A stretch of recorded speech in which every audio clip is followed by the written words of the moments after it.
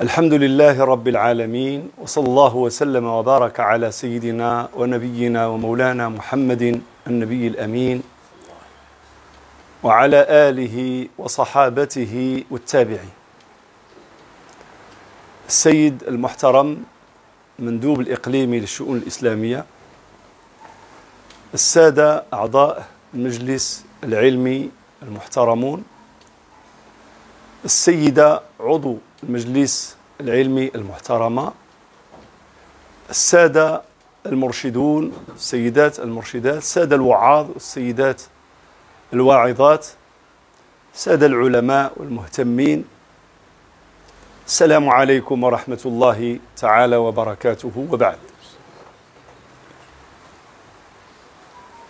فإن تخليد الذكريات المهمة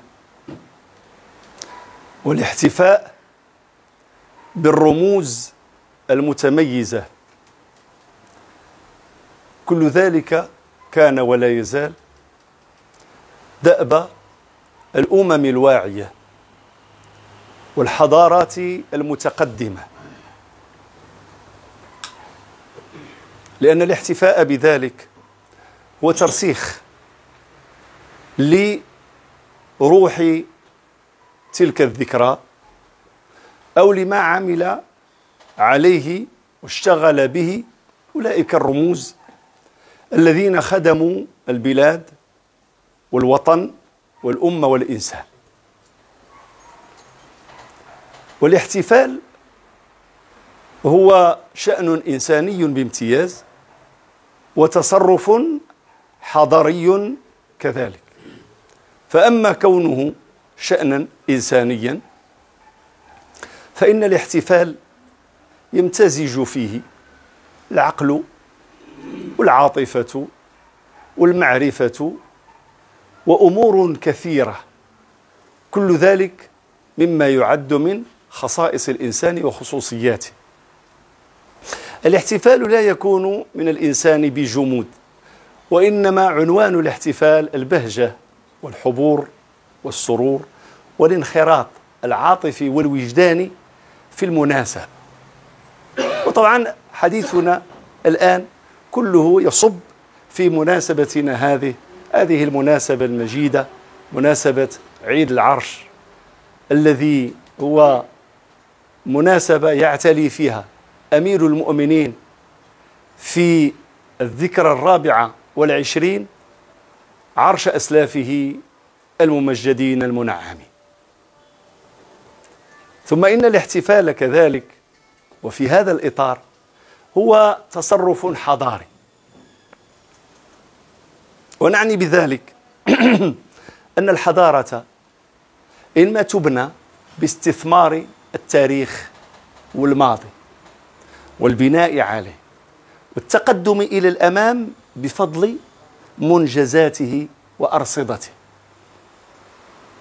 لأجل هذه الأمور كلها، وهي غيض من فيض فقط، يكون الاحتفال عند الأمم كما قلت الأمم الواعية والأمم المتحضرة. وبناء على ذلك يحتاج الاحتفال إلى وعي كبير بأمور متعددة، لكن أهمها الوعي التاريخي. الوعي التاريخي والوعي التاريخي في مناسبتنا هذه يعيدنا إلى مبدأ الاحتفال بعيد العرش، كيف كان وما هي أسبابه وما هي حيثياته. عيد العرش كان مناسبة وطنية بامتياز، وكانت حدثا يستنفر العاطفة الوطنية بكل أبعادها وبكل أجزائها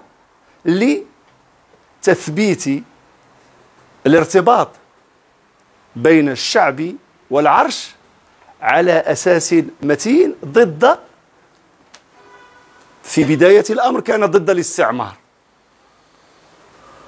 ويبقى الأمر مستمرا ضد فكرة الاستعمار أو ضد الحاسدين والحاقدين والمغرضين والمبدعين إلى أن يرث الله الأرض ومن عليها. وهنا طبعا ننتقل إلى نقطة أخرى، وهي لماذا نحتفل؟ لماذا نحتفل بعيد العرش المجيد؟ نحتفل بعيد العرش المجيد لأنه تعبير عن الوفاء، والنبي عليه الصلاة والسلام يقول: إن حسن العهد من الإيمان. ومن غيرنا من أهل العلم وأهل الإرشاد وأهل التبليغ أولى بأن يحافظ على هذه القيمة الشرعية الإسلامية الدينية وفي هذا الإطار بالذات.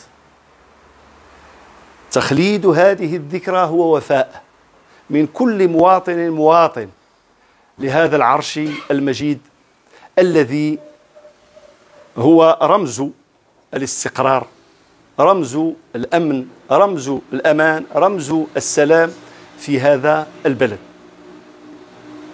وبالاحتفال يكون ترسيخ هذا الارتباط وتعزيز هذا التلاحم الذي نسعى إليه جميعنا حتى يستمر بلدنا في العطاء ونفي للمنجزات التي تتم من خلال هذه المؤسسة المجيدة، مؤسسة إمارة المؤمنين، بمنجزاتها وبعطائها، نفي لها بالشكر والامتنان. نحتفل كذلك لتعزيز هذا الوجدان وترسيخه في أبناء الوطن، لجعله أكثر امتدادا وأكثر رسوخا.